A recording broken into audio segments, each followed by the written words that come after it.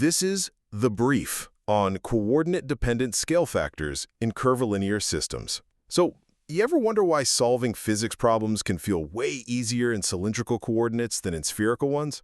Well, it really just comes down to the number of your measuring tools, your scale factors, that stretch out as you move around. First, the whole thing is about complexity.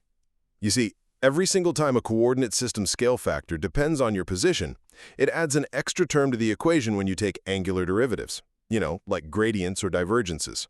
So, yeah, more stretching equals much, much messier math. Second, let's think about cylindrical coordinates. Here, only the measurement for rotation changes length based on how far you are from the center. The other two directions, outward and upward, they always stay a fixed, standard length. That means cylindrical systems only have one coordinate-dependent scale factor to deal with. Just one.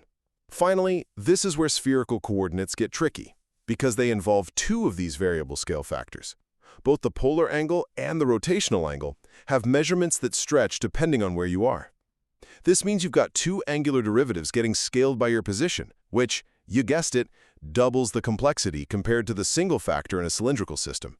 So, if you want a quick way to guess how hard your next physics problem is going to be, just count the stretching rulers. One is manageable, but two, well, that might be a much longer night.